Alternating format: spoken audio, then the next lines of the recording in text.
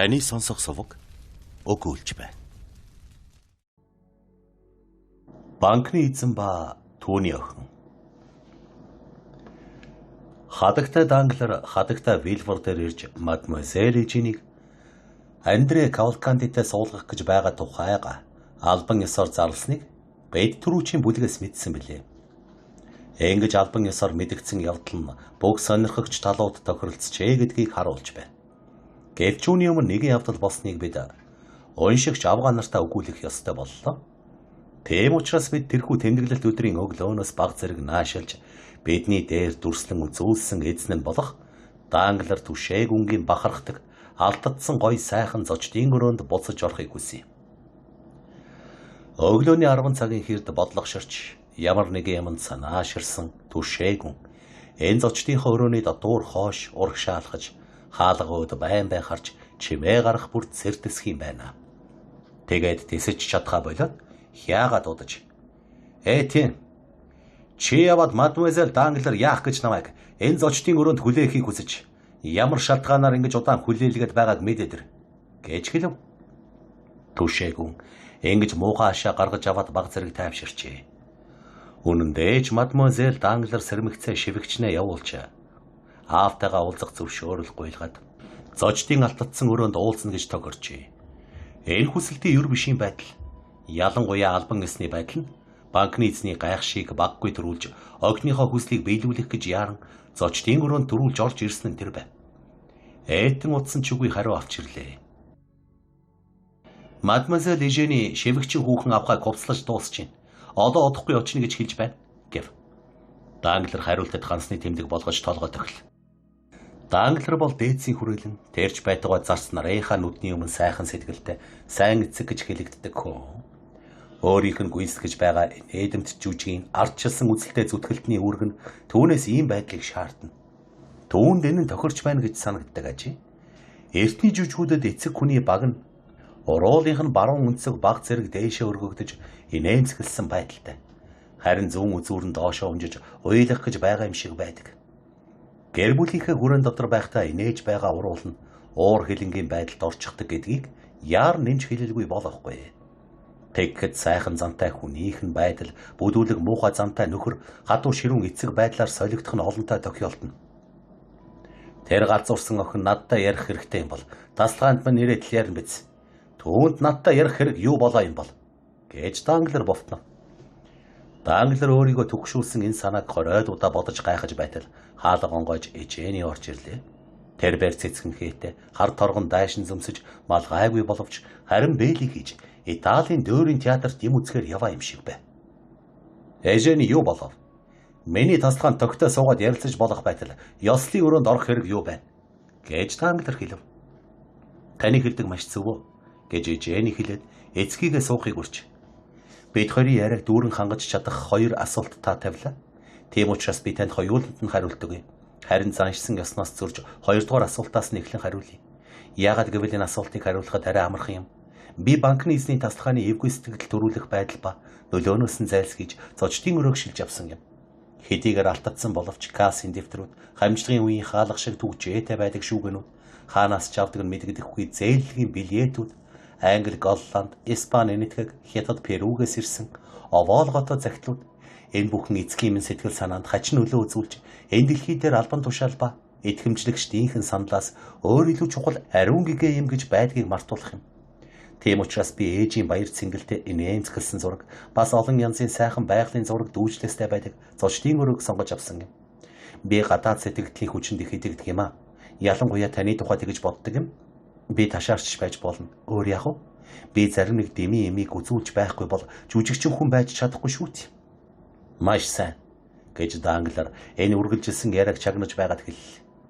Гэвч өөрийн бодолдоо автан охиныхоо санааг таах гэж оролдож байсан учраас түүний ярианаас юу ч ойлгоогүй ажээ. Тэгэхээр бид хоёрдугаар асуултыг ямар нэг хэмжээгээр шийдвэрлэлээ гэж Эжени өчүүхэнж зовхгүйгээр түүний яриа ба хөдөлгөөнийг ялгаруулдаг эрэгтэй хүний биедээ итгэсэн байдалтайгаар хэлээд та миний тодорхойлтыг сонсоод бүрэн хангагдсан юм шиг санагдчих. Одоо нэгдүгээр асуултанд эргэж оръё. Би тантай уулзах гэж зөвшөөрөл авсан. Тийм учраас би танд хоёрхан үгээр хариулъя. Би Андре Кавалкантиг үнтэй суух дургүй байна. Данглер сандлаасаа ухасхийн бослоо. Би таны гайхаж байгааг харж байна гэж ээжээний мөн л тайван байдлаараа үргэлжлүүлэн хэлээд миний саналыг асуугаагүй хүмүүсийн санаа зоригийн эсрэг хэрэгтэй цагт нь эрс шийдвэртэй эсэргүүцэж чадна гэж итгэж байсан учраас энэ гэрлэлтийн тухай ярьж байх үед ганц чүгээр татгалзаагүй байсан билээ. Энэ удаа миний тайван идэвхгүй байдал гүн ухаантнуудын ярьдгаар өөрийн хүндэстэй байсан юм. Би эцэгтэй хайртай, дуулууртай охины ёсоор охины улаан урал дээр хөнгөн нэмцэглэл тодорно. Таны хүсэлд захирагдах гэсэн юм гэл. Тэгээд яагаад вэ гэж Данглер асуухад харин би бүх чадлаараа хичээж байсан боловч одоо цагийг нь бодоод ирэхээр хичээн чармайсан ч дуулууртай байж чадахгүй гэж ээжээний хариулв. Тэгтэн Данглер төдийл ухаалаг хүн биш байсан учраас охины хатуу зориг холыг харах ухаантай тэмдэг болсон. Энэ учиртай үг хайхрамжгүй байдлыг хараад гайхжээ. Ээжээний чиний татгалзаж байгаагийн шалтгаан юу гэж асуув. Шалтгаан гинэ тэнгэр байна. Андре Кавалкантийн муухай тэнэг жигшмэр хүн биш л дээ. Эрэгтэйчүүдийг нүүр царай биеийнх нь хэлбэрээр үнэлэн дүгндэг хүмүүсийн нүдэнд бол нэлээд зүгээрт нь орж болох юм. Тэрч байтугай миний зүрхэнд өөр хинээс ч дооргүй бодогдчихэв. Би хинт ч дуралдаггүй гэрхэн та мэдхүү. Тэгээд чи ер нь онцгийн чухал хэрэгцээгүйгээр бүхэл амьдралынхаа туршид нэгэн чирч явах хэрэг юу байна? Нэг мэрэгэн хүн илүү юм огт үгүй энэ дэр бас нэг хүн өөрийнхөө имийг өөрөө л авч явсан дээр гэж хэлсэн байдаг. Тэрч байтугай энэ хоёр сургаалыг надад латин грек хоёр хэлээр тогтоолгосон юм. Хэрв би ташаараагүй бол энэ хоёр үгийн нэгийг нь Федер нөгөөг нь Биант хэлсэн шиг билээ. Амьдрал гэдэг бол бидний найдвар гордлохын мөнхийн уналт болохоор би энэ хэрэггүй зүйлийг замын хажуу руу хайж байгаа юм.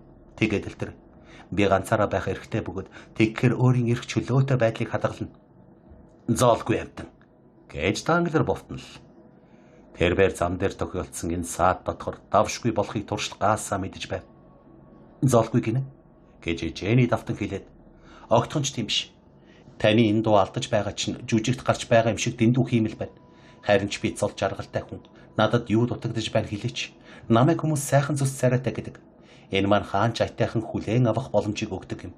Намайг хүмүүс сайн сайхнаар хүлээн авахад би дуртай бөгөөд талархлын царай бол тийм ч муухай юм биш шүү. Би тэнэг биш. Ямиг ухаан авах чадвартай болохоор сармагчин самар хагалж дотроос нь эдээг нь аваад идчихдэг шиг би амьдралаас аль өөртөө хэрэгтэйг нь тунгаан авдаг. Та Францад хамгийн их хөрөнгөтэй хүний нэг болохоор би баян хүүхээ. Би бол таны ганц охин. Таач бас жүжигт гардаг. Эцгүүд охиноо ачуур төрүүлж өгсөнгүй гэж үе залгамжлуулах эрхийг нь хасдаг шиг тийм зөрүүд хөшүүн хүн биш. Тэгээд ч бас урьдчилан гардаг хууль та намайг хүчээр хүнтэй суулгах эрхийг чинь хасны адил надад өмч хөрөнгөө өвлүүлэхгүй байх эрхийг чинь хассан билээ. Тэгэхээр гоо сайхан ухаантай авиас бэлэгтэй бас инэдмийн жүжигт гардаг шиг баян хүүхэн байна шүү дээ. Эрхэм минь эн чинь аз чаргал мөн биз дээ. Тэгэхэд та намайг золгүй амтан гэж байдаг гэл. Данглер охиныхоо бардам янзын нэмсэглэлийг тэсвэрлэж чадсангүй дууга өндөр болголоо. Гэвч ээжээний асуусан харц хар хөмсгөө гайхан зангидахыг нь хараад тэр доороо бие барьж номхоров. Энэ бүгд үнэ. Нэг л юмнаас бусдаар чи яг хэлж байгаа шиг тийм хүн. Охин минь. Би тэр зүйлийг шууд хэлчихийг хүсэхгүй байна. Чамайг өөрөө тааж олбол дээр байх гэж бодож байна. Гэж нэмсэглэн хэлв. Ээжээний толгой дээрээ бард маар хатгсан совдон чимгийнхээ нэгийг хуурамч гэж үзэж байгаагийн учрыг л үл ойлгон гайхаж Данглер өд харлаа. Чам шиг юм охины хүнтэй суухаас татгалзуулж байгаа юм. Юу болохыг чи надад сайхан тайлбарлаж өгөл. Тэгэхээр одоо над чиг эцэг чамайг хүнтэй суулгах гэж зүтгээд байгаа. Ямар учир байгааг чамд хэрэг миний ээлж боллоо. Ээжээний эцгийнхээ үгийг дуулууртай сонсдог. Дуулууртай охины журмаар биш. Харин эсэргүүцэхэд бэлхэн байгаа хүний ёсоор мэхийн ёслоо. Эцэг нь охиноо хүнтэй суулгах. Гэхдээ энэ гэрлэлтийг хүсэх үндэс шалтгаан заавал байдаг. Зарим нь чиний саяхан хэлсэн аж үрсийнхээ дунд амьдрахыг хүсдэг. Харин надад ийм сул тал байхгүй гэдгийг шууд хэлье.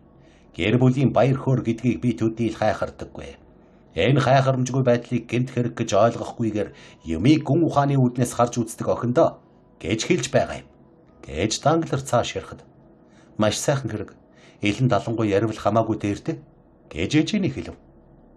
Би чиний дэндүү элен далангуй байдалтай чинь санал нийцэхгүй ч гэсэн байдал ийм болсноос хойш бас л элен далангуй ярья. Ингээд би цааш нь ярив. Би чиний аз жаргалыг бодож нөхөртөө суулгах гээгүй. Би тэр хувьд чиний тухай баг бодсон. Бэлэн далангүй байхад дуртай. Тэгэхээр энэ бол хангалтгүй элен далангүй байгаа биз.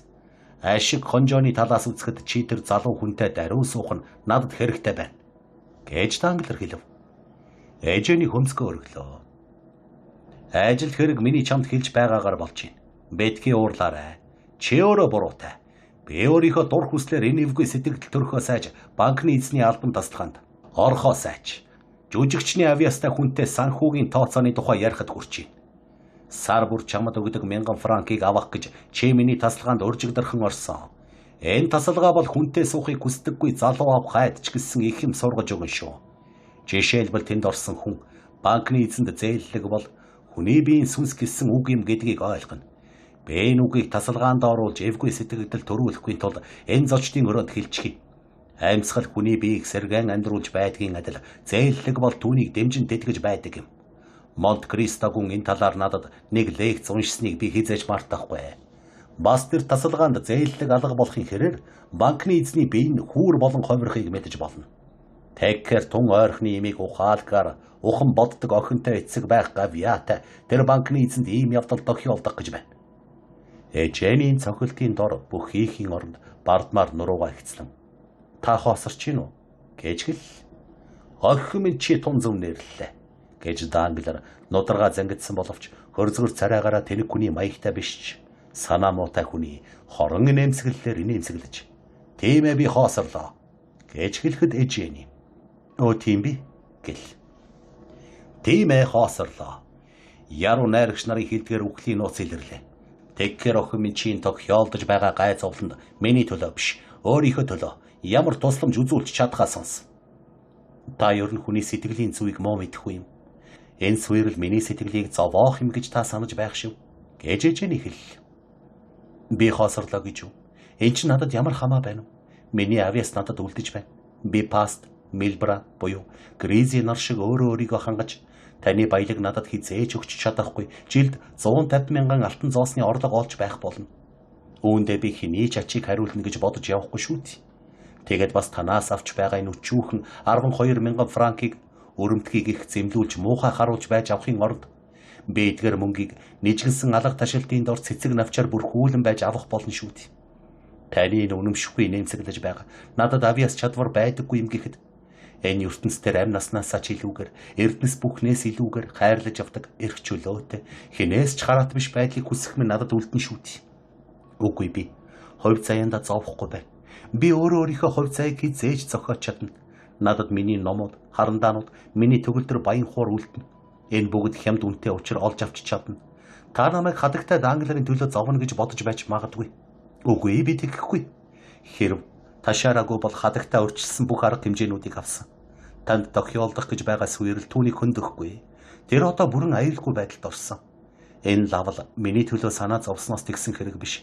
Тэнгэр минь, миний эрх чөлөөтэй байх дуртай гэдгээр минь шалтгаан барьж миний амьдралд оролцдоггүй. Үгүй эрхэм минь, би бүр багаасаа орчин тойрондоо болж байгаа явдлуудыг харж байсан. Би бүгдийг дэндүү сайн ойлгож байсан бөгөөд таны дампуурал надад ач тус болж байснаасаа илүү сэтгэгдэл төрүүлэхгүй. Би өөрийгөө мэдэх болсон цагаас хойш хинч намайг хайрлаж байгаагүй. Тэгэхээр би хүнд ч хайргүй байх нь зүйн хэрэг. Та одоо миний бодлыг мэдв үү? Тэгэхээр чи намайг хоосорч гүйцэг гэж зүтгээд байна уу? Гэж Данглер гомцсон эцгийн ёсоор биш харин хорссон байдлаар асуув. Хоосруулж гүйцэг гинэ? Би юу? Ойлгохгүй байна. Гэж ээжэний хэлв. Энд ч надад итгэж найдах өчүүхэнч сэжмийг өгч байгаа учраас би их баярлаж байна. Чи миний хэлхийг сонс. Би сонсч байна. Гэж ээжэний эцэг өөдөө ширтэн харж хэлэхэд цаадах нь охины захирангуй харцнаас дайлдрахгүй тулд хүч гаргаж бие барих хэрэгтэй боллоо. Кавалканти ноён чамтай сухыг хүсэж байгаа бөгөөд тэгэхдээ миний дансанд 3 саяыг оруулахыг зөвшөөрч байгаа юм. Гэж Данглер цааш нь ярихад ээжэний бэлийг ээлж жигшсэн байдлаар их сайхан хэрэг байна гэж хэлвэ. Чи намайг өөрийнхөө тэр 3 саяыг хэрэглэнэ гэж бодож байна уу? Үгүй шүү. Тэр 3 сая 10% орлого оруулна. Өөр нэг банкны эзэн бид хоёр төмөр замын концесс авахар болсон. Энэ бол нэгэн цагт лов өөрийн зохиомл Мисипер манай сайн санаад Парисийнхэнд олж байсан шиг. Одоо манай үед асар их амжилт олж болох үйлдвэрийн ганц салбар байгаа юм. Миний тооцоогоор бол Огоно голын эрэг дээрх атар газрын акрыг эзэмшиж байсан шиг төмөр замын саяны 1% л эзэмшвэл хангалттай гэж бодогдож байна.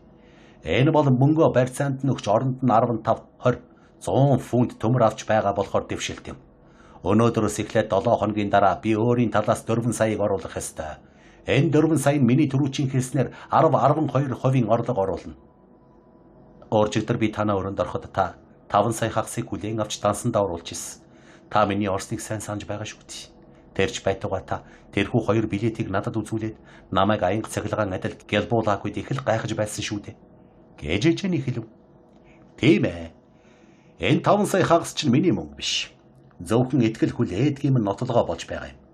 Миний ардчилсан үзэл асрамжийн газрын захиргааны итгэлийг хүлээдэг бөгөөд тэр 5 сая хагас тэдний мэдлийн мөнгө байгаа юм. Би өөр цагт бол тэдгээрийг юу ч бодолгүй хэрэглэж болох бөгөөд харин зээлгээ алдаж их гарц хохиролтой байгааг минь бүх нэрэ мэдих учраас тэгж ашиглаж болохгүй. Асрамжийн газрын захиргаа тэр оруулсан мөнгөө дуртай цагтаа шаардаж бидэх бөгөөд хэрэг би түүнийг нь гүйлгэнд оруулчихсан байвал өөрийгөө дампуурчихсан гэж зарлахад хүрнэ. Би дампуурлын эсрэг биш. Харин дампуурл бол хоосруулах биш, баяжуулдаг байх ёстой. Хэрв чи Кавалкантитай суугаад тэр 3 саяыг нь авах ч юм уу, үгүй ядахта түүнийг авах юм гэж хүмүүс бодвол миний зээллэг даруй сэргэх болно. Тэгвэл миний хөрөнгө бэгчиж, миний хөл дор ам цавгарч байгаа юм биш. Санагдаад байсан муу ёр ийм бодод арилж чөлөөтэй амьсгалах болно. Чи миний хэлж байгааг ойлгов уу? Бүрэн дүүрэн ойлголоо. Та намайг 3 саяын барьцаанд өгөх гэж байгаа юм байна. Мөнгөний хэмжээ хичнээн их л бол эн чин төдий чинээ сайн байх юм. Төвний хэмжээ чиний үнийг тодорхойлж байгаа юм. Баярлалаа танд. Бас нэг үг хэлчихье. Харин та эрхэм Кавалкантийн үндсэн хөрөнгийг нь биш, оруулсан хөрөнгнөөс нь ашиглахыг зөвшөөрч амаггүй. Би хувиа бодсноосоо биш, хүний юмнаас нарийнх үүднээс хэлж байгаа юм шүү. Би таны хөрөнгийг сэргэн өөр татахад туслахыг зөвшөөрнө. Харин бусад хүмүүсийг хохируулах явдал чинь хань хамсаатан болж чадахгүй шүү. Энэ 3 сая чинь тусламжтайгаар. Та тэр 3 саяд гар хүрэлгүйгээр энэ байдлаасаа мултран гарч чадах уу? Хэрв энэ гэрлэлт болж бүтвэл би тэгж болно гэж найдаж байна. Та надад инж болгож өг. Тэр 500 мянган франкийг Кавалкантид өгч чадах уу? Та хоёрыг хотын захиргаанаас эрмэгц Кавалкантид тэрхүү мөнгийг хүлээн авах болно. За сайн. За сайн гэдэг чинь юу гэсэн үг вэ? Энэ бол би гарынхаа өсгийг өгöd өөрөө бие мэдээ гэсэн үг. Тэгэлгүй яах вэ? Тэгвэл сайн. Би эрхэм танд эрхэм Кавалкантидтай суухад бэлхэн байгаагаа илэрхийлье. Энэ бол миний нууц. Би таны нууцыг мэдчихэд өөрийнхөө нууцыг илччихвэл юугаараа танаас давуу байх билээ? Банглер хөмхийг зовлаа. Чи тэгвэл албан ёсоор орж хэлэх айлуудаар явахыг зөвшөөрч гинөө гэж асуухад. Тийм ээ.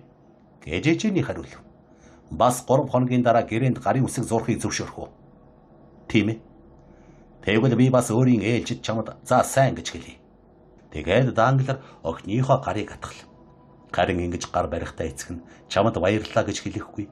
Охин нь эцэгтэй инээмсэглэгч үгүй нь хачирхалтай. Бидний хэлэлцээр дуусав уу? Гэж ээжний босож хэлвэ. Данглер өөр ярих юмгүй хэмээн тогл. 5% дараа мадемуазель де Армилийн гар доор баян хуур хөгжим эгшиглэж, мадемуазель Данглер Баранцио Дездемоныг зөвхөн дуулдаг дууг дууллаа. Дөнгөж дуулж дуусмагц эйтэн орж ирж морд бэлхэн болж хадагтай түүнийг хүлээж байна гэж ээжэний дайлтгал. 2 авха Вильфринд очсон ба дараах айлуудаар очихоор хэрхэн гарсныг бид дээр дурдсан билээ. Гэрлэлтийн гэрээ.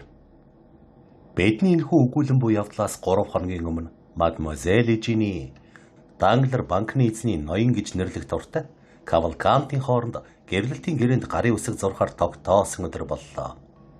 Оройн 5 цагийн орчим болж байсан бөгөөд Монт Кристогийн байшингийн өмнөх цэцэрлэгт модны навчис сэнгэнсэн салхинд сэржигнэ. Гүн явах гэж морд туурайгаараа газар завчлан 15% хэртэй хүлээн сууж байгаа хөдөж тэдгээрийг арай ядан тогтооно. Энэ үед бидний хэдэн удаа дайралтсан тэрч байтугай дээлд болсон дайллага дээрч ирсэн гой сайхан хөнгөн сүйх хаалгаар давхин орж ирж түүн дотроос Вангийн гэр бүлтэй хүж барих гэж байгаа юм шиг гялалцсан сайхан царайтай болсон Андре Кавалканти буугч биш үсрэн гарч ирлээ. Тэр гүнгийн эрүүл мэндийг ердийнхөө зад гайд узангаар лавлаад 2 дугаар давхрын шатаар хөнгөнөр гүйн гарч тавцсан дээр өөртөө дайралдав. Орж ирсэн хүнийг хараад гүн зогслоо. Харин Кавалканти эрч авсан байсан тул түүнийг юу ч зогсоож чадсангүй. Сайн байна уу эрхэмсэг гүнтэй гэж Монте-Кристод хэлв. Тэгэхэд цаатах нь Йорди ёжтой байдлаараа. Оо эрхэм Андре юу? За ямар шүү байна да гэж хэл. Маш сайн. Танд хэлэх хүчнөө юм байна. Харин юуны өмнө та явах гэж байгаа буюу ирж байгаа аль нь болохоо над хэлж өгнө үү? Явах гэж байна. Тэгвэл тань цаад болохын тулд таны сэвх тэрэгэн цуугаад явъя л т. Харин Том биднийг дагаад явна биз? Тэгэхэд гүн энэ залуутай хамт явж байж хүмүүсийн нүдэнд харагдахгүй хүсэх хүчээр үл мэдэгдэм жигшсэн байдлаар инээцэглээд. Үгүй ээ би эрхэм Андре таны ярихыг эндээ байж байгаад сонсвол дээр гэж бодож байна. Таны яриаг замаас нь сонсчих хөдөж байхгүй. Гэрт ярил илүү тохиромжтой байх болно гэл.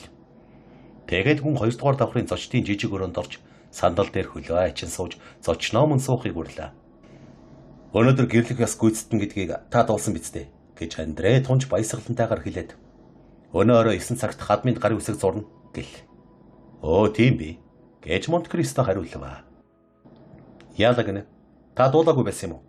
Данглар танд цаг дуулгаагүй байсан гэж юу? Яалаа гэж тий. Би өчигдөр түүнээс цагт авсан. Харин тэнд цаг заагаагүй байсан шиг санагдаж байна. Тийм байж магадгүй. Манай хадам хүмүүсийг мэдэж байгаа гэж бодсон юм байлгүй. За яах вэ эрхэм Кавалкантид баяр хүргэе. Сайхан гэр бүл болно да. Тэгээд ч бас мадмуазел Данглар тунч муугүй царайтай хүн гэж Монте-Кристо хэлэхэд тийм шүү гэж Андре Кавалканти даруухан байдлаар хариу хэлвэ. Хамгийн гол нь тэр бүсгүй маш баян. Би тэгжил сонссон юм гэж Монте-Кристо хэлв.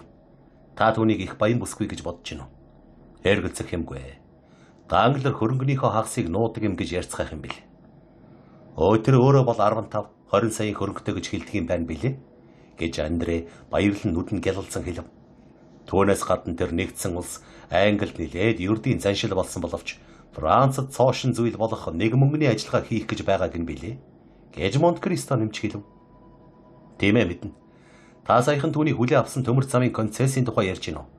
Чохон тийм ээ. Олны бодож байгаагаар бол тэр үүгээрээ дор хаяж 10 саяыг хожих юм байх. 10 сая. Та тэгж бодож гинөө. Энэ бас сайхан хэрэгтэй гэж Кавалканти алтны тухай ярихад алтан зоосны дуу чихэнд нь хангинах шиг болж хэлв. Энэ бүх хөрөнгө танд ногдох болно гэдгийг хэлээд ч яах вэ? Мадмуазел Данглар түүний ганц охин болохоор бүрч зүй хэрэг. Бас таны өөрийн чинь хөрөнгө эцгийн чинь надад ярьснаар болцоод хүүхнийхээ хөрөнгөнөөс тун ялахгүй баг шүү дээ. За яах вэ? Энэ мөнгөний яриаг орхив. Эрхэм Андре, та энэ хэргийг том түргэн чадамгаа амжуулчихлаа шүү. Тийм ээ муугүй шүү. Би ер нь төрөлхийн дипломат хүн шүү гэж Андре хэлв. Та дипломат болно доо. Дипломатыг сурдаггүй юм. Төрөлхийн сэрхүү хэрэгтэй байдаг. Тэгвэл таны зүрх баривчлагдчихтэй. Тэгсэн л байх гэж айж юм. Хэмээн Андре Францын театрын тайзан дээрээс доорнот буюу эсвэл Вольер 2 Альцестад хариулдаг шиг хариулваа. Танд бас хариуг нь өгчл таарна биз дээ. Надтай сууж байгаа хон тэгэлгүй яах вэ гэж Андре хэлээд их л дийлсэн байдалтай нэмсэглээд. Гэвч нэг гол чухал зүйлийг мартаж болохгүй гэл. Ямар? Миний энэ хэрэгт Ербишийн тусалцаа үзүүлсэн тухай. Тэр яах вэ? Эргэлзэх юмгүй. Ямар? Үгүй та өөрөө шүү дээ. Би юу? Болдоо ноёнгой. Гэж Монте-Кристо хэрэгмээр нь онцлон дуудаад. Би танд тус болох юу хийж чадах билээ? Таны нэр, таны нийгмийн байдал, хувийн чинь нэр төр хангалттай байсан гэж юу? Гэв. Үгүй гүн та юу ч гэж хэлсэн. Би л дээдсийн хүрээлэнд эзэж байгаа байр суурь тань. Миний нэр, нийгмийн байдал, хувийн нэр төрөөс илүү юм хийсэн гэж баталсаар байх болно гэж Андре хариулв. Тэгэхэд Монте-Кристо түүний үгэндх залтай шинжийг мэдэрч эрхэм та гүнээ ташаарч. Би таны хүндэт эцгийн баялаг хөрөнгө эрх ямбыг мэдсэний дараа таныг дэмжих болсон билээ. Тантай танилцсандаа би ихэнд баярлах ёстой. Би таныг таны нэр төртэй эцэг эхийг үзээгүй байсан. Миний хоёр найз Лорд Уилмор Ламбозоны хоёр тал баярлах ёстой. Таныг батлан даах биш, харин дээдсийн хүрээлэнд оруул гэж намайг юу шаардав? Италид ихэд нэрд гарч хүндэтгэгдэх болсон эцгийн танил нэр намайг тэгж шаардсан юм. Гүн тайван чөлөөтэй байх нь Андред өөрийг нь хүчтэй гараар барьж энэ бахнаас ийм ч амархан мултрахгүй юм шиг санагдаж байваа. Гүнгой, миний аав үнэхээр тийм баян юм уу гэж асуухад тийм байхаа гэж Монте-Кристо хариулв. Миний Дангларт оруулах мөнгө хурж ирсэн үү Мэдэгдэл бичгийг нь хүлээн авлаа. Тэгэхээр 3 сая замдал ирж яваа бололтой. Би түүнийг хүлээж авах уу? Танд өгөх ёстой бүхнийг та одоо хүртэл авсаар байна шүү дээ гэж хүн хариуллаа. Андре хувь хэртэ бодлогошрон их гайхлаа. Хэсэг дуугүй байснаа. Тэгвэл би танд нэг юм хэлэх хэрэгтэй болж байна. Миний хэлэх зүйл танд эвгүй санагдлаач гэсэн та миний хэлэх үгийг ойлгох байх гэж итгэж байна гэхэд хэлхэл гэж Монте Кристо хэлв. Би хөрөнгө чинээнийхээ ачаар олон хүнтэй танилцаж одоо бөө найз нөхөдтэй боллоо. Би Парисын дээдсийн хүрээлэнгийн өмнө ингэж гэр бүл болохдоо нэр алдартай хүнийг түших хэрэгтэй байна. Хэрв намайг шүтээний өмнө аваачих болбол эцгийн минь гар биш. Харин тэр хүний хүчрэх гар хөдөлж аваачих ёстой байна. Миний аав ирэхгүй шүү дээ тийм ээ. Тэр чин хариугүй бие муутай. Аян замд жуулчлан явхаар хуучин шарах нь өвдөж цаваадаг юм. Ойлголоо. Тэгэхээр би танаас нэг юм хүсье. Надаас уу. Тийм ээ танаас. Тэнгэр минь юу тэрв? Түүнийг минь орлож өгөөч. Эрхэм минь яалаа гинэ. Та надтай олон удаа ярилцсан боловч миний занг мэдэхгүй учраас надаас ийм юм хүсэж байх юмт. Тэр үнд орохно надаас хагас сая франк зээлүүл гэж хэлбэл чинь ийм зээлдэлт олон тохиолдохгүй ч гэсэн намайг тавгүй байдалд оруулахгүй дээ. Би танд Монте Кристо хэдийгээр эндхийн нийгмийн амьдралд оролцож байгаа ч гэсэн итгэж заншсан дорнод ийхо заншлыг хизээж мартдаггүй юм гэж хэлэх байна. Надад Каирт, Смирнет, Константинополд огтын хүрээлэн би эцгийг ч н орлож хэрхэвч чадахгүй. Тэгэхээр та татгалзаж гин үү? Эрс татгалзаж гинэ. Та миний хүүч байсан, дүүч байсан ялгаагүй. Би тань татгалзах байсан. Ямар бүтлгүй хэрэгв гэж гонхорсон Андре дууалтаа. Тэгэд би яах вэ гэв. Та өөрөө өчнөө төчнөө найз нөхөд би гэсэн шүү дээ. Тийм ээ. Тэгсэн ч та намайг Данглерын гэрт оруулж өгсөн шүү дээ. Огтхон ч үгүй. Баримтыг сэргэж үзэлт. Та тэдэнтэй хамт отейлд манайд хоол идсэн. Тэгээд та өөрөө тэдэнтэй танилцсан шүү дээ. Энд ч нэг том ялгаа байгаа биз. Тийм ээ. Харин намайг ихнэр авахд та туссан. Би юу? Өчүүхэн ч үгүй. Таныг өөрийнхөө нэрийн өмнөөс Данглерын охиныг гуйж өгөөч гэж ирэхэд чинь би танд юу гэж хариулсныг санаад үзэлт. Хонгор ноён минь би хизээч ямар ч гэрлэлт зохион байгуулдаггүй. Энэ бол миний зарчим байгаа юм. Андре уруулаа хазж. Та өнөөдөр тэнд очих уу гэж асуув. Тэнд бүх Парис очих уу? Мэдэж хэрэг. Тэгвэл би ч бас очино гэж хүн хэлвэ. Та гэрлэлтийн гэрээнд гарын үсэг зурх уу? Надад түүнээс зүрх юм юу чалга. Миний заншил итгэл тийм хол үргэлжилдэггүй. Одоо яа гэх вэ? Та илүү зөвшөөрөхгүй гэж байгаа бол таны энэ зөвшөөрсөн зүйлээр ч хангагдаж штий. Гүн танд бас нэг үг хэлчихье. Болно. Над зөвлөгөө өгөөч. Энэ чинь тоглоом биш шүү. Зөвлөгөө гэдэг чинь тус хүрхэхээс илүү юм байгаа юм. Та надад тийм зөвлөгөө өгч болно. Үүнд танд хүлээх ямар ч үүрэг ноогдохгүй. Хэлэлдэ. Миний эхнэрийн инж 500 мянган ливртэй тэнцэх үү? Энэ тоог түшээгүн Данглер өөрөө хэлж байсан. Би түүнийг өөрөө авах уу? Надад очиод үлдээх үү? Заншсан заншил ийм л байдаг юм. Гэрээнд гарын үсэг зурх үед хоёр надраад ч хоорондоо маргааш нь буюу нөгөөдөр нь уулзахаар тохирдог юм. Тэд энэ уулзалт дээр хоёр талын инжийг солилцож өгöd тус бүр гарын үсэг зурж ёс гүйцэтгсэний дараа энэ бүх мөнгийг өрхийн тэргүүлэгчдийн хувьд танд өгнө. Манай хатан бидний хөрөнгийг таны саяын ярьсан тэр гайтай төмөр замынхаа концест оруулах гээд байгаа болтой шиг болохоор нь тэгж асууж байгаа юм л т. Гэж Андре сэтгэл зовсноо муухан нууж хэллээ. Тэгэхэд яагаа вэ? Улсын ярдгаар энэ аргаар таны хөрөнгө 1 жилийн дотор 3 дахин нэмэгдэнэ шүү дээ. Данглер гэдэг чинь сайн эцэг. Ямиг тооцсон үзэж чаддаг хүн шүү. Тэгвэл та гуйлтыг минь үл зөвшөөрөн сэтгэлийн гүнд ортол гоморхуулснаас л бусд нь маш сайхан боллоо гэж Андре хэлв. Түүнийг иймэрхүү юмн дээр хэн бүхэнд байж болох бие зайлах сэтгэлээс өөр юу ч биш гэж бод. За яах вэ? Таны харгалаг. Орой болтол баяртай гэж Андре хэлв. Баяртай. Монте Кристогийн царайд уруулны нэмцэглэж байсан боловч үл мэдэгдэм дур гүйцгийг нь гайхралгүй Андре гүнгийн гарыг барьж авч чадхад хөнгөн сүих тэргэндээ суун давхин отлоо. Андре орой болтол үлдсэн хугацаанда үүгээр дүүгээр явж найз нөхөддөө банкны эзний очих хүсэлт төрүүлэхийн тулд одоохондоо Данглерын гарт байгаа боловч ойрын саруудад бүхний толгойг эргүүлэх шидэт акцийнхаа тухай ярьж явлаа. Орой 8 цаг хагаст ёслолын өрөө ба түүний залгаа зочдын өрөө Бас энэ давхрын хоёр зочдын өрөө талархах гэж ирсэн эрхээсээ ямар нэг шин сони олж үзэх байх гэж их хүсэл давтагдсан зочдоор дүүрсэн байна. Урилгын үдшилэг бол тогтворгүй эрвээх, өлсгөлн зүг, жингэнэлдэх ялааг өөртөө татдаг цэцгийн цомирлог гэж академийн гишүүн хэлэх байсан бизээ. Зочдын өрөөнүүдэд олон лаасаж алтцсан сэлбэр өнгөлсөн хан гэрэлд гялалзах боловч аяны цэгэн тохируулаагүй зөвхөн баян чинээлгийг гэлтгэн нүд гэл буулж байсныг хэлэх юм. Мадмуазель Ижэний энгийн сайхнаар хувцлаж, цагаан цэцэг хатхмалсан цагаан даашинз тасгаар үсэндээ цагаан сарнаа цугуйлгасхийн шигтгэж гоёсон нь түүний бүх гоёо бөгөөд нэг ч үнэт эрдэнсээр чимээгүй аж. Өөрөө инээдэмтэй хуурамч гэж үздэг охин хүний энэхүү хувцс нь хязгааргүй бие тоосон харцсанд нь зохиоогүй гэлтэй.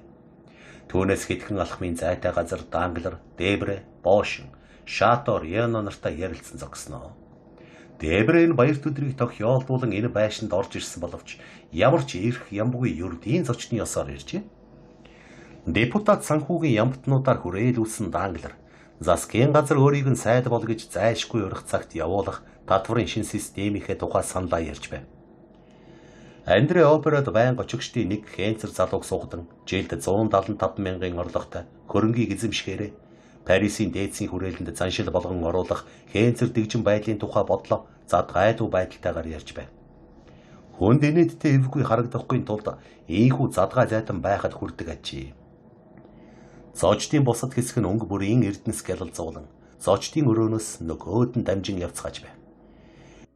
Хизээнийхэрэ авгайчуул сүрчин гойсон бөгөөд тэнэг хүүхнүүд олны өмнө гоц харагдах гэж маяглана. Харин гоо сайхан цагаан лимфа буюу англин үнэрт царгаа цэцгүүдийг олъё гэвэл чалмаа хэмээх оролт малгай өмссөн эхийнх нь буюу Деважингийн шоу гихчээр чимгэлсэн авгай эгчийнх нь араар ирэх хэрэгтэй ажи.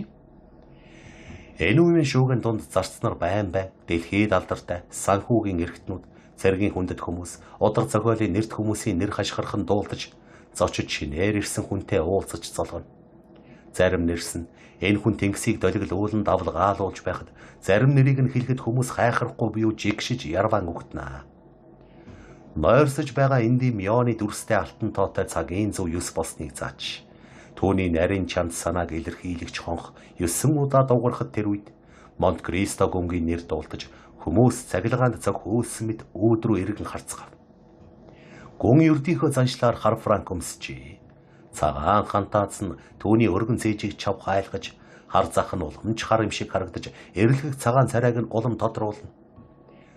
Түүний хэрэглэж яваа ганц үнэт зүйл болох цагийн гинжин оосор нь цагаан хантаац дээр нь алтан утас мэт зурайн харагдахаар тийм нарийнхан ажив. Тэрхэн зур үүдний дэргэд хүмүүс цугларав. Зочдын өрөөний нэг болонд хадагтай Данглер, нөгөө болонд нь Данглер хаалганы өдөөс гарч Ижэний зогсож байхыг даруй ажиглав. Эхлээд хадагтай Вильфортой хамт зогсож байгаа хадагтай Данглер дээр очиж мэдлвэ. Валентинагийн бие сайн ил аршаагүй байсан тул хадагтай Вильфор ганцаараа ирсэн байв. Гүн дараа нь зан тавьж өгсөн олны дундуур гарч тэнд зогсож байсан Ижэнитэй хуурай хэмсгэр байдлаар мэдлэхэд бардам зантай жүжигчин бүсгүй гайхаж орхичээ. Түүний дэргэд Луиза де Армили зогсож байв. Тэр бүсгүй тяалаад явахдаа тентхийн зохих хүнд танилцуулах цагтл бичиж өгсөн явдалд баярснаа хэлээд удахгүй явах санаатай байгаагаа дуулгав. Тэр охидтой мэдлээд эргэж харвал Данглер гар барихаар ирж явна. Монт Кристо бүр шаардагдах ёсыг гүйцэтгээд тодорхой хүрээлэнгийн ялангуяа тодорхой жингийн хүмүүсийн онцлог болсон царайгаар би хэрэгтэй бүхнээ хийлээ. Харин одоо хүмүүс миний тухайд гүйцэтгэх юмаа гүйцэтгэх гэсэн мэт зогсно. Зэрэгэлдээ зочдын өрөөнд байсан Андре хүмүүсийн хөдөлгөөний байдлаар Монт Кристо гүн ирснийг мэдэж уулзгаар яаран алхлав. Түүнийг очиход гүн олны зочноор хүрээлэгдсэн байна. Цөөн үхтэй тэр мөртөө огт хэрэггүй дэмим ярьдаггүй хүний үгийг хүмүүс анхааралтай сонсдгийн адил гүнгийн үгийг хүмүүс ихэд шимтэн чагнаж байваа.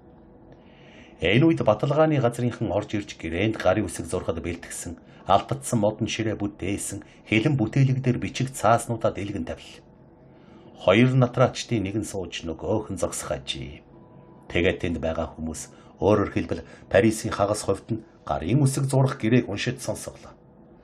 Бүх хүмүүс үннээр нь хэлбэл эмэгтэйчүүд ойртон сууцгааж Балвагийн хэлснээр хурц байдлыг оошон үздэггүй эрэгтэйчүүд Андрегийн сэтгэл ихэд хөдөлсөн, Данглер бодлогоширсан, ээжээ явагдахын ч зовсон шинжгүй, хадагтай Данглерийн урд инхаа адил хөнгөн хийсвэр хөгжилтөө байгааг шүүмжлэн ярилцаж байна. Гэрээг уншихад хүмүүс цөм чимээ аниргүй болвоо. Харин гэрээг дөнгөж уншиж дуусмагц. Зочдын өрөөнүүдэд урд инхаасаа 2 дахин чанга яриа шууган тэгтэл. Ирээдүйн хосыг гялалзуулж буй энэ мөнгөний хэмжээ олон сая франк бас дүүн дээр тусгай өрөөнд үзэсгэлэн болгон тавьсан сүйт бүсгүйн инж очир эрднүүд атаач олны гижгийг хөдөлгөл. Хүүхнүүдийн тухайд гэвэл тэд сая хөрөнгөд атаархах боловч өөрсдийн гоо сайхныг мөнгнөөс илүүд үзэж байна. Андре найз нараараа хүрээлүүлж баяр хүргэж тал засах үгсийг сонсож энэ зүйдээ үнэхээр үнэн болох нь гэж итгэж эхлэн толгой нэргчээ. Батлагч баяр ёслолын байдлаар үзгээ гартаа авч толгой дээрээ өргөд. Ноёдоо гарын үсэг зурах ажилдаа орцгоё гэж хэл. Эхлээд түшээгүн, дараа нь эцэг кавалкантын онц эрх төлөөлөгч, дараа нь хадагтай Данглер, дараа нь гэр бүл болж байгаа 2 гарын үсэг зурах ёстой байв. Түшээгүн үзэг авч гарын үсэг зурлаа. Дараа нь онц эрх төлөөлөгч гарын үсэг зурлаа. Хадагтай Данглер, хадагтай Вильфортай хөдлөлдсөн очоод үзэг авч нөхөртөө. Найз минь, яасан муу хэрэгв? Монт-Кристо гүнгийн арай л талагчхаагүй тэр гентийн явдлаас болоод ноёнд Вильфор манад ирж чадсангүй гэж хэлэхэд Данглер надад огтхон ч хамаагүй гэсэн байртай. Тэнгэр минь гэлээ. Монт-Кристо тэдний дэргэд очин. Төөний ирээгүй явдлын буруутан нь би болохгүй гэж айж байна. Гэж хэлэхэд хадагтай гарынхаа үсгийг зураад. Гүн та юу? Яагаад тэр билээ? Хэрв тийм бол болгоомжтой байгаарай. Би хизээш таныг уучлахгүй шүү гэв. Андре сэрцгийв. Гэхдээ би үнэндээ түүнд хамаагүй л дээ. Энэ хамаагүй гэдгээ та нарт нотлъя гэж гүн хэлв. Монт-Кристо ярьж эхлэхэд хүмүүс чих тавин чагнаваа. Төөний ярих нь төдийл олон тохиолдохгүй билээ. Манайхыг талах гэж ороод гарахтаа өөрийн хамт саатанд алагдсан өнөөх золгүй амтан манай гэрт үхснийг та нар лав санаж байгаа байх гэж гүн чимээ аниргүй зогссон олны дунд хэлэхэд тийм ээ гэж Данглер хариулв. Төөнд туслах гэж ховцыг нь тайлаад өрөөний болонд хаячихсан байсныг мөрдөн байцаах газрын хүмүүс аваачсан бил. Тэд цам цүмдийг нь аваад харин хантаазыг нь мартчихжээ. Андре мэдэгдэм зэв хийж өөдрүү сэмд өгч эхлэв. Тэрээр тэнгэрийн хаяанд аянгийн хар үл гарч ирснийг харж тэнгэр нэргэх вий гэж болгоомжилжээ. Гэтэл өнөөдөр тэр гайтай хантааз нэл цус болчихсон зүрхнийхээ тус газарт цоорхотой олтол. Авгаач бол дуу алдан хашгирч зарим нь бүр ухаан алдаж оочих гэж бэлтгэлээ. Тэгээд надад авчирчээ. Энэ новш хэнийх болохыг хинч тааварлан мэдэж чадсангүй. Харин ганцхан миний толгойд өнөөх алагдсан хүнийх байх нь гэж бодогдол. Гэнэт миний даамал тэрхүү бузар хантаасны халаасанд нэгэн бичиг байхыг тэмтрэн гаргаж ирв.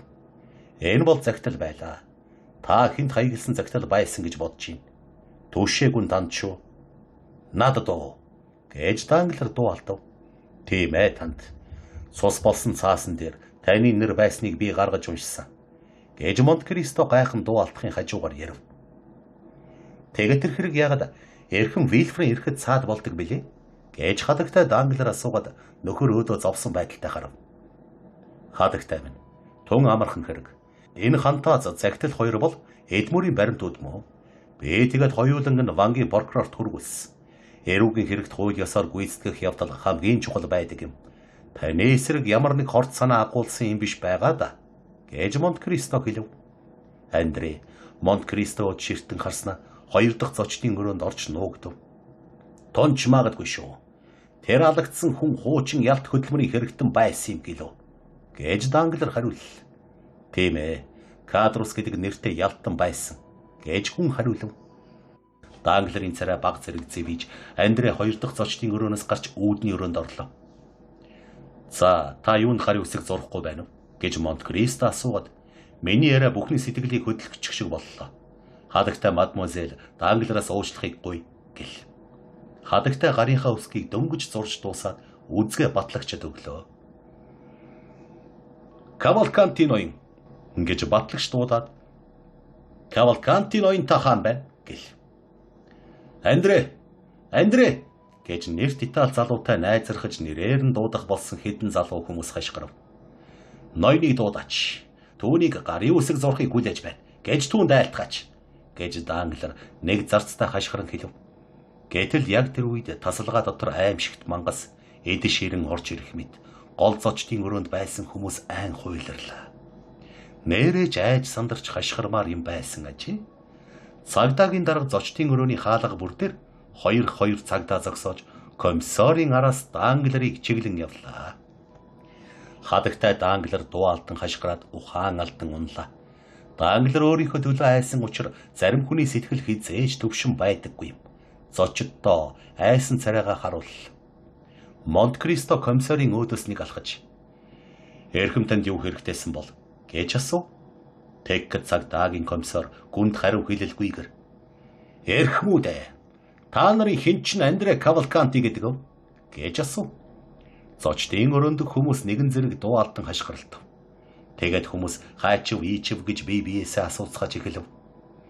"Тэр Андре Кавалканти гэдэг чинь хэн гэж хүн байна да?" гэж гайхаж оргисон Данглер асуув. "Тулооноос орсон ялт хөдөлмөрийн ялтан хүн." "Тэр ямар гэмт хэрэг хийсэн юм бэ?" "Тэр бол өөрийн нөхөр Кадрус гихчиг Монт Кристо гүнгийнхээс гарч ирэхэд нь алсан хэрэг татагдж байгаа хүн" гэж комиссар ажигчгүй хариу өгвөл. Монт Кристо түргэн гихч эргэн тойрноо харлаа. "Андре алга болчих чи." Бэлэг орох зам. Данглерийн гэрт цагдаагийн дарга ирж тэрхүү явдлыг хэлсний дараа тэнд байсан хүмүүс тарвган тахал дэлгэрснээс илүү хурдан дарж уужим шилтгэн түргэн зуурын дотор хоосрлоо. Зочид хоёр хаалга ба бүх шатаар сандран гарч одлоо. Энэ бол их гай тохиолдоход хамгийн сайн найз нөхрөөсөө дуулахад ч хэцүү байдаг. Тийм тайвшруулах үг хэлэх хэрэггүй байдаг тохиолдлын нэг байв. Бүхэл байшинд ганц Данглер үлдэж тасалгаандаа орж хаалгаад үгжээд цагдаагийн даргад мэдүүлэг өгч байв. Айж сандарсан хадагтай Данглер бидний мэдэх жижиг өрөөнд байв. Эжэний салшгүй найз охин Луизатай хамт бардмар жигшсэн янзтай явж өрөөнд орлоо. Олон тооны зарцын тухай гэвэл тэд өнөөдөр уламж олон болж баярт өдрийг тохиолдуулан мөхөөлдөс худалдаачид кафеке барын тогооч нарыг урьж ирүүлсэн байсан тул өөрсдийгөө гомдолоо гэж галдгооны өрөөнд цугларн шуугилдаж аяндаа зогссон үйлчлэгээгээ анхаарахгүй шахан байваа. Хамгийн олон янзын сэтгэл төрсэн эдгээр олон янзын хүмүүсийн дотроос зөвхөн хоёр хүн бидний анхаарлыг татна. Энэ бол Эжени Данглер, Луиза де Армели хоёр юм. Бидний дээр хэлснээр сүйд бүсгүй жигшсэн ихэмсэг байдлаар зайлж явхад найз бүсгүй түүний хойноос уламж илүү сандарн дэвдэж даган явна. Эжени өрөөндөө орж ирээд хаалгаа цоочдоход Луиза зөөлөн сандал дээр очицуул. Тэнгэр минь, ямар аимшигтай юм бэ? Хин тэгж бодох билээ? Андре Кавалканти гэдэг чинь мэхлэн хуурагч яргачин оргодол ялтын юм байжээ гэж Луиза хэлжээ. Ингэж хэлэхэд нь Эжени доогдсон маягтай ярваа. Намайг нэг л муу ёр дагаад байна. Морсроос арай гэж салтал Кавалкантитай тохиолдчихлоо гэж түүний хэлэхэд Эжени чи тэр хоёрыг зэрэгцүүлж үзэж байгаа мó гэж асуув. Дуугүй бай. Эрэгтэй хүн бүхэн залхих амьтад. Харин би одоо тэднийг зөвхөн үзэн ядагч биш. Бас жигшиж болох болсондоо баяртай байна. Тэгэд одоо бид яах вэ? Гэж Луиза асуув. Яах гинэ? Тийм ээ. 3 хоногийн дараа хийх гэж байсан тэр юм алхин. Бид одоо явна. Хорим хийхгүй болсон ч гэсэн чи бас явах уу? Луиза, чи дуулжээ. Би манай нотны цаас шиг хэмжээ дамжаатай. Хэв ёстой энэ дээдсийн хүрээлэнгийн амьдралыг үзэн ядчих. Миний үргэлжид хүсэж эрмэлзэж байсан зүйл бол жүжигчний амьдрал өөрөө өөртөө аж тус хариулахаас биш, өөр хиндэж найдахгүй эрх чөлөөт амьдрал юм. Энд үлдэх гинэ. Яах гэж тэр билээ? Дараа бас л хүнтэй суулгах ар өгөх гэж үлдэх хэрэггүй. Хинтэй суув? Дебрэд өгч магадгүй. Энэ тухай бас нэг яриад авсан юм. Үгүй, Луиза үгүй. Өнөөдрийн бас явдал над сургамж боллоо. Би үнийг эргэж сургалж хүсэж гуйгаагүй. Харин Тэнгэр өөрөө надад илгээж би түүнд баярлж байна. Чи ямар их зоригтой хүн бэ? Гэж эмзэгхэн биетэй шар үстэй охин хар үстэй найз охиндоо хэллээ. Чи намайг мэдээгүй байсан гэж юу? За тэр ч яах вэ? Ажил явдлынхаа тухай ярив. Ингээд аяны сүх тэрэг. Аз болоход 3 хоногийн өмнө худалдаж авсан. Чи нөгөө газартаа очихыг тушаасан биз дээ. Тэгсээ. Бидний паспорт энэ байна. Ээжэний ердийн хаанга байдлаараа баримт бичгээд ээлгэн үзэж. Эрхэм Леонд армил 20 настай, зураач, хар үстэй, хар нүдтэй, дүүтэйгээ жуулчилж яваа гэж уншлаа. Маш сайн. Чи яаж паспорт олов? Би Монте-Кристо гүнээс Ром ба Неаполийн театрын захирлуудад итгэмжилсэн захидал бичиж өгөөч гэж гуйхтаа түүнд эмэгтэй хүний хувцастай явхаасаа айж байна гэж хэлсэн юм. Тэр надтай санал нийлж надад эрэгтэй хүний паспорт олж өгөхийг амласан юм. Тэгээд 2 хоногийн дараа энэ паспортыг авч дээр нь охин дүүтэйгээ жуулчилж яваа гэж нэмж бичсэн юм. Тэгвэл бид хоёр юмаа бэлтгэхээс өөр юм үлдээгүй шүү. Хормын үдэш явахын оронд гэрээний гарын үсэг зурх оройл яваа биз. Өөр юм алга. Гэж ээжэний баяртай хэлвэ. Ээжэний минь сайн бодоорой. Над өөр бодоод байх юм байхгүй. Испани фонд гайдын зээллэг дээшиллээ доошлоо гэдэг мөнхийн яриаг сонсох залхуутай байна. Харин үүний оронд Эвер агаар эрх чөлөө шувуухайнуудын жиргэх Ламбардын тал, Венецийн суваг, Ромын ордон харш, Неаполийн эргийг харж явбал дээр байхгүй юу? Бидэнд хичнээн мөнгө байгаав. Луиза цоочтой бичгийн ширнээс дөрөвч гарган ирж түүн дотор зээлгийн билет 23 ширхэг байхыг үзээд 23,000 франк байна гэж хэлвэ. Мөнгөний хэмжээний үнэт хүрэх совд очир алмаас алтан эдлэл бий. Бид хоёр баян охид шиг 2 жил дүүрэн амьдралтай 3 жил амьдарч чадна. Бид хагас жилж бололгүй урлагаараа энэ хөрөнгөө 2 дахин өсгөн. Тэгэр чи мөнгө барьж би эрдэнсээ барья. Хэрэг бид хоёрын нэг маань хөрөнгөө гэжхвэл нөгөөд маань тал нь үлдэнэ. За одоо ямаа бэлтгэе. Гэж ээжэний хэлв. Бага гэж Луиза хэлээд хадагтай Данглерын үүд рүү харсан хаалганы дэргэд очиж чагна. Чи юунаас айсан бэ? Бидний гинэд бариад авбал яа. Хаалга цооштой байгаа шүү дээ. Биднийг онгойлгох гэж тушааж болох юм. Тушаавал тушаашдаг. Бид онгойлгож өгөхгүй. Чи ёстой зоригтой хүн юм ээжэний. Тэгээд 2 бүсгүй замд хэрэгтэй гэсэн юм а чемдаануудад хийж эхэлвэ. За гүйцлээ гэв. Намайг хувцас сольж өмсөж байх оронд чи чемдаанаа хаачих гэж ээжэний хэлв. Луиза хамаг хүчээ гаргаж бол брайхан цагаан гараараа чемдааны хамыг хаахаар дарва. Би чадахгүй нэ. Миний хүч хүрэхгүй. Чи өөрөө хаа гэж охин хэлэхэд ээжэний нэж. Би Геркулес чимэн хөрхи Омфала гэдгийг мартчихад штт. Гэснэ шүрмслэг цагаан гараараа чемдааны 2 талыг нийлтэл хүчлэн дарлаа. Луиза аач цоошлоод авав. Эд бүгдийг хийсний дараа ээжэний замын дулаан нөмөргөө гаргаж харж гин үү? Би бүх зүйлийн тухай бодсон. Чи нөмөргтэй явгаад даарахгүй гэж хэл. Чи өөрөө яах юм бэ? Би daardаггүйг чи мэднэ шүү дээ. Тэгээд бас миний энэ эрэгтэй хүний хувцас. Чи эндээ хувцас солих гэж гин үү?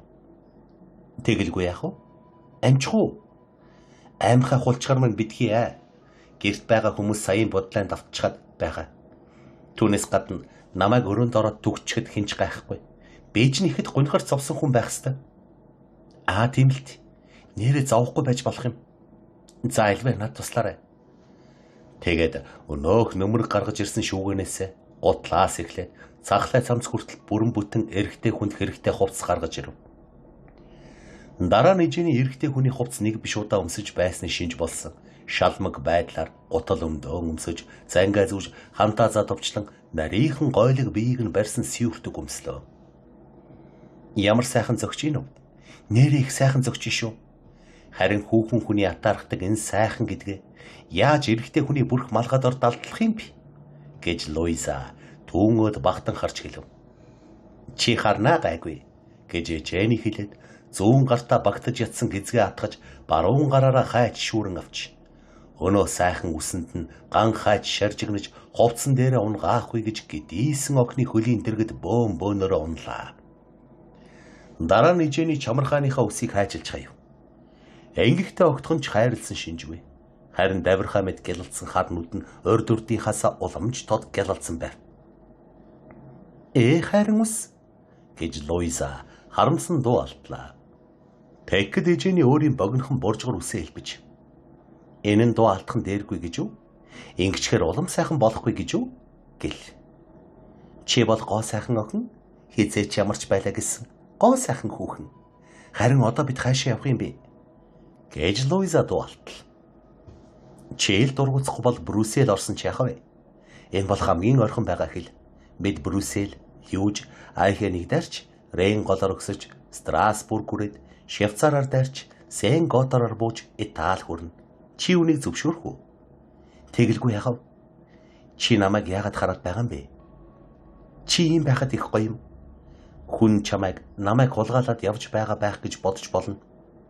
Чөтгөр авгэ. Тийм л юм чинь. Ээжэний чи бас харааж сураатгах ч тий. Тэгэд бусад хүмүүсийн бодлоор бол нэг нь өөрийнхөө төлөө.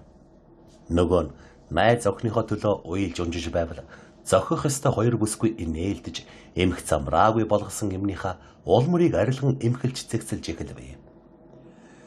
Дараа нь ургах гэж байгаа хоёр бүсгүй гадагшаа хашаа руу харсан, нууц шат руу харсан хаалгыг нээж лаага унтраагаад ийш тийшээ гарч чимээ нар чагнав. Ээжээний чемдааныхаа нэг бариулаас барьж төрүүлэн явхад Луиза нөгөө бариулаас нь хоёр гараараа арай гэж өргөн явна. Хашаан дотор хоосон байв. Шөн дунд болж цаг зохиллоо. Хаалгаж унтаагүй байлаа. Ээжээний сэмээрхэн урах шалхан хүндэт манаач зөөлөн сандал дээрээ үүргэлж байхыг харав. Тэгээд Луиза дээр хурч ирээд газар тавьсан чемдаанаа дахин өргөж хандаган явлаа. Хэрв хаалгаж харавал нэг л хүн харагдахаар Луизаг сүүдрээр явуулж ээжээний өөрөө гэрэлд шууд тусгаар хил гарч явлаа. Онгоолгоорой гэж бүсгүй хаалганы шил зохиж хашгирав. Ээжээнийг бодсноор хаалгач сандлаас босож ямар хүн гарч байгааг харах гэж хэд алхав. Тэгээд гарах гэж яарсан бололтой нарийнхан таягаараа гутлаа тогшиж байгаа залууг хараад яаран хаалганы оосрыг татав. Хаалга онгой магц Луиза сэмхэн гарч ээжээний гаднаа тайван боловч зүрх нь ердийнхөөс түргэн цохилж мөн гадагш гудамжинд гарлаа. Тэр хоёр чемдаана хажуугаараа өнгөрсөн хөлсний зөөгч хүнд үүрүүлж өөрсдөө хойноос нь дагаж явв. Тэр хүнд Виктуар гудамжны 36 дугаар байшин гэдэг хаяг өгөөд хантай болсон учраас Луиза сэтгэл тайван байв. Харин ээжээний тухайд гэвэл энэ бүсгүй Юдив Далила шиг айхыг мэдэхгүй хүн байваа. Очих байшиндаа хурч ирээд үүрэгч хүндээ чемдааны газар тавихыг тушаагаад хөлсийг нөгч цонхны хаалга тогшиж хүргэж ирсэн хүнээ явуулав. Оргодол хүүхнүүдийн ирсэн байшинд нэгэн даруухан дотуур ховц соёгч хүүхэн суудаг бөгөөд урд нь ярилцаж тохирсноор унтаагүй хүлээж байгаад даруухан хаалга тайлж өгвөө. Мадемуазель та хаалгачийг сарвч дотроос суйхтэр гаргаад шуудангийн станц дээр очиж морь авчир гэж хэлээд гэж энэ 5 франкийг хөлснө гэд өгчхөрөө гэж ээжээний хэлв. Би чамайг бахархаж тэрч байтугай хүндэтгэхэд хүрчий гэж Луиза хэлвэ. Нөгөө ойдолчин хүүхэн тэднийг гайхан харсан боловч өөрт нь 20 луйдер өгнө гэж амласан болохоор юу ч хэлсэнгүй. 15% дараа хаалгач хөдөж ба морь давчирч тэр доор нь хөллөөд чемдааныг тэрэгний ард даруулж уйв. Залуу эзэн минь ямар замаар явахсан бол гэж хөдөж асуув. Тэгэхэд ээжээний бараг эрэгтэй хүний дуугаар Фонтенблогийн замаар гэж хэлв. Яаlag нэ? Чи юу ярьж байна? Гэж Луиза асуув. Би мөрөө баллах гэсэн. Бидний 20 луйдер өгсөн энэ хүүхэн маань биднийг 40 луйдраар худалдаж мэднэ. Модод гудамжнуудад хүрэхээр өөр замаар явахыг тушаана гэж ээжээний хэлв. Тэгээд бүсгүй гიშгүр дээр бараг хөрөлгүй сүйх дэргэнцв. Луиза найзынхаа хажууд суугаад чиний хэлдэг бас л зөв юм гэлээ. 15% дараа хөдөж ээжээний заавраар чигээ өөрчилж ташуура тажигнуулан дуургаж Сэм Мартины харуулыг өнгөрөн гарав. Би ташгүй нэг Парисаас гарлаа та гэж Луиза тайвширсан янзтай санаа алтан хэлэхэд тэглээ хайрт найз минь хүүхэн хулгай хийсэн явдал маань амжилттай боллоо гэж ээжээний хариулваа. Тийм ээ. Гэхдээ хүч хэрэглэлгүйгээр шүү гэж Луиза хариулв. Энэ бол ял бурууг зөөлрүүлэх нэг зүйл гэж хариуллаа. Энэ үг Лавилетийн зам дээгүүр давхиж явсан суйх тэрэгний дугуйн чимээн донд замхран алга боллоо. Данглараа. Ийхүү охингүй боллоо.